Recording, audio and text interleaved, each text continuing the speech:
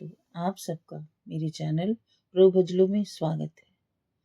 दोस्तों, 30 मार्च को आप लोगों ने घट स्थापना की, माँ शैलपुत्री की आराधना की। आज दूसरा दिन हम माँ ब्रह्मचारिणी और माँ चंद्रघंटा की उपासना और पूजा करेंगे, क्योंकि इस चैत्र नवरात्रि में दूसरा और तीसरा नवरात्रि एक ही दिन पड़ रही है।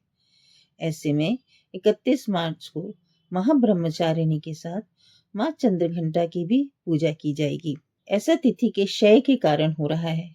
इस दिन द्वितीया तिथि सुबह 9:11 तक रहेगी। वहीं उसके बाद तृतीया तिथि लग जाएगी, जो कि 1 अप्रैल की सुबह 5:42 पर खत्म हो जाएगी। क्योंकि 1 अप्रैल को सूर्योदय के समय तृतीया तिथि मौजूद नहीं है, इसलिए ही तीसरा नवरात्रा भी 31 मार्च को ही मनाया जाएगा। जो भक्तजन 9 दिन के व्रत रख रहे हैं, वो दूसरे नवरात्रि के दिन ही माँ ब्रह्मचारिणी के साथ माँ चंद्रघंटा की भी पूजा करेंगे। नवरात्रि के दूसरे दिन माँ दुर्गा की पूजा के समय माँ ब्रह्मचारिणी के साथ माँ चंद्रघंटा की भी पूजा करें। दोनों ही माताओं के मंत्रों का जाप करें। साथ ही देवी दुर्गा के दोनों स्वरूपों की आरती भी करें। इससे एक ही दिन में आपको दोनों नवरात्रों की पूजा का फल एक साथ मिल जाएगा। आइए दोस्तों, जानते हैं माँ ब्रह्मचारिणी की कथा। या देवी सर्वभूतेषु मां ब्रह्मचारिणी रूपेण संस्थिता नमस्तस्यै नमस्तस्यै नमस्तस्यै नमो नमः। या देवी सर्वभूतेषु मां ब्रह्मचारिणी रूपेण संस्थिता नमस्तस्यै नमस्तस्यै नमस्तस्यै नमो नमः। या देवी सर्वभूतेषु मां ब्रह्मचारिणी रूपेण संस्थिता नमस्तस्यै नमस्तस्यै नमस्तस्यै नमो नमः।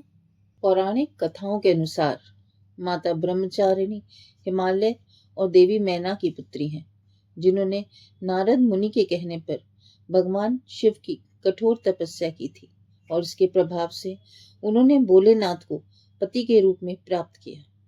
इस कठिन तपस्या के कारण इन्हें तपश्चारिणी अर्थात ब्रह्मचारिणी नाम से जाना जाता है। कहा जाता है कि तपस्या के दौरान माँ के इस रूप में 3000 वर्षों तक उन्होंने टूटे हुए बेल पत्र खाए।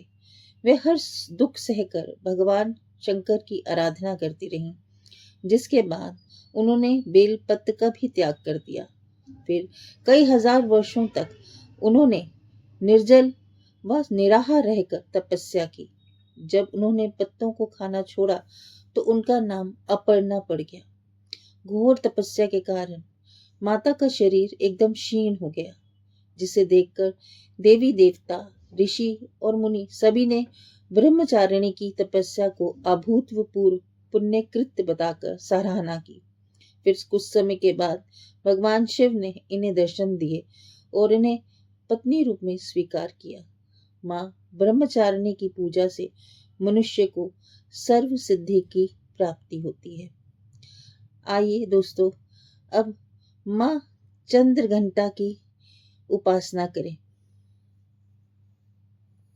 या देवी सर्वभूतेषु मां चंद्रघंटा रूपेण संस्थिता नमस्तस्यै नमस्तस्यै नमस्तस्यै नमो नमः। या देवी सर्वभूतेषु मां चंद्रघंटा रूपेण संस्थिता नमस्तस्यै नमस्तस्यै नमस्तस्यै नमो नमः।